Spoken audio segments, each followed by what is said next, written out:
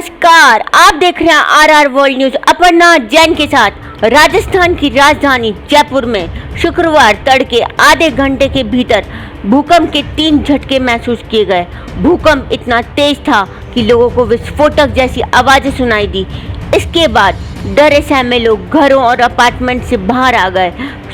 बताया जा रहा है कि इस दौरान कुछ लड़के गली में बैठकर हनुमान चालीसा का पाठ करते हुए दिखाई दिए। फिलहाल भूकंप से किसी के हताहत होने या किसी तरह के नुकसान होने की सूचना नहीं है। बताया गया है कि सुबह 4:09 से लेकर 4:25 के बीच भूकंप के 3 झटके महसूस किए गए। भूकंप की तीव्रता 3.4 और 4.4 के बीच मापी गई। राष्ट्रीय भूकंप विज्ञान केंद्र ने बताया कि राजस्थान के जयपुर में 4.4 तीव्रता के भूकंप के झटके महसूस किए गए। जानकारी के अनुसार लगातार 3 बार भूकंप के झटके लगे।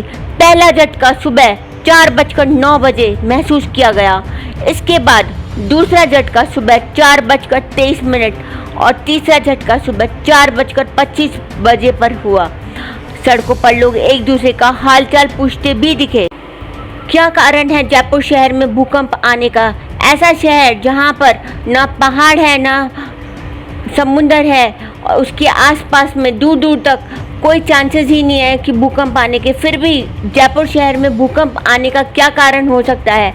इस बारे में चर्चा करेंगे आरआर वर्ल्ड न्यूज़ की टीम की तरफ से अंजू गुप्ता जी और उनके समक्ष बैठे हुए कुशल वक्ता संजीव शर्मा जी। आइए देखते हैं उनकी बातचीत।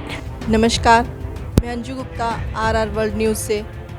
आज सुबह जो जयपुर वासियों ने भूकंप के बहुत तेज़ झटके महसूस किए, उसके बारे में हम आज जानना चाहेंगे कुशल वक्ता संजीव शर्मा जी जो आज हमारे साथ हैं। उनका इस बारे में क्या विचार है? संजीव जी। देखिए, आमतौर पर जो भूकंप आते हैं उस भूकंप का मुख्य कारण भूगर्भ के अंदर मिथेन गैस होती है, जो गहरी मिथेन गैस होती है, उसका स्खलन होना या उसका बहुत तीव्र दबाव बनना होता है। दूसरा कारण होता है भूकंप का ज्वालामुखी। अंदर जो ज्वालामुखी होता है उसको जगह नहीं मिलती, तो बाहर आने की जब भी कोशिश करता है तो भूस्खलित होती है, और भूस्खलित होती है तो बहुत तेज़ी से होती है।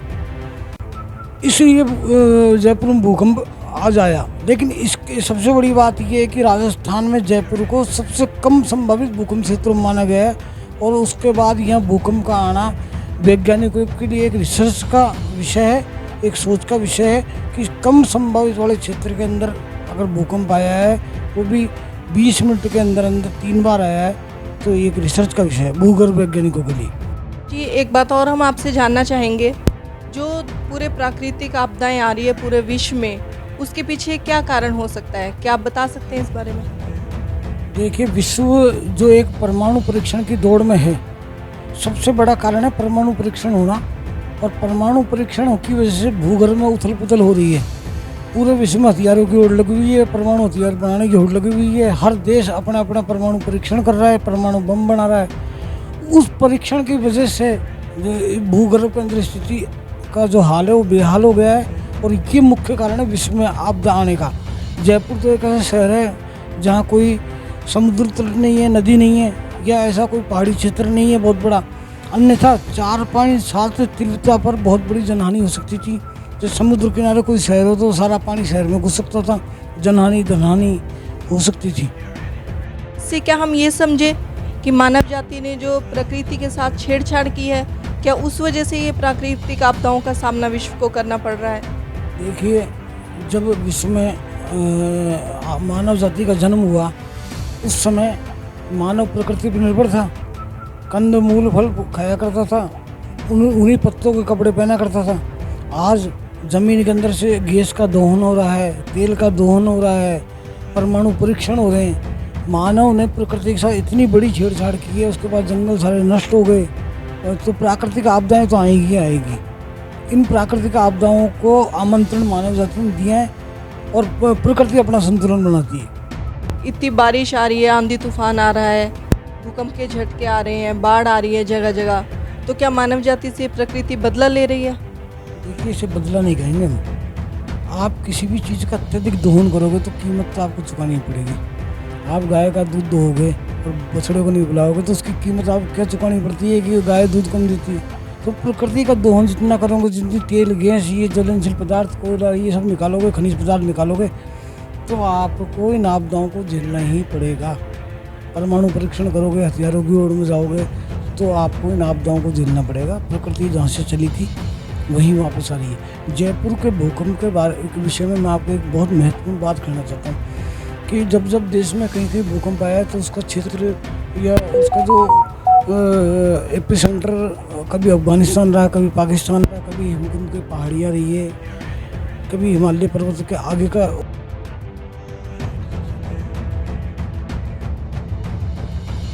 तो श्याम जी केंद्र है। अब हम इसको धार्मिक आस्था जोड़ें या सनातन धर्म से जोड़ें, तो आप ये देखिए खाटू श्याम जी का बारे में ये धारणा रही कि वो सबका भला करते हैं और आपदाओं से बचाते हैं। एक कहावत प्रचलित है, हारे का सारा बाबा श्याम हमारा।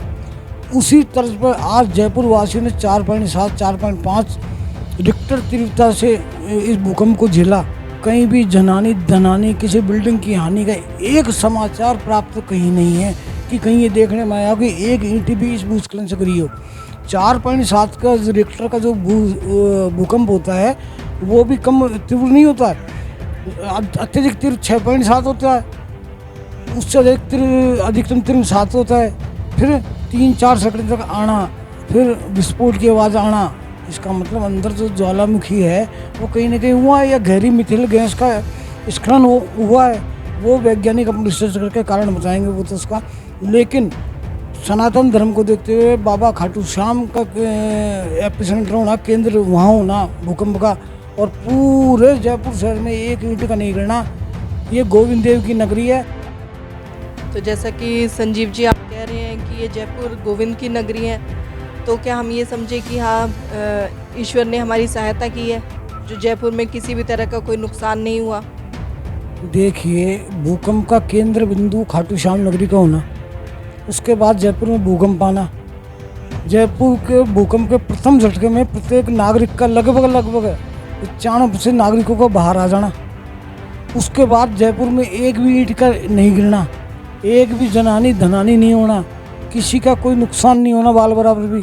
ये केवल ईश्वर का ही चमत्कार है, और ईश्वर के होते हुए ही ऐसे चमत्कार होते हैं।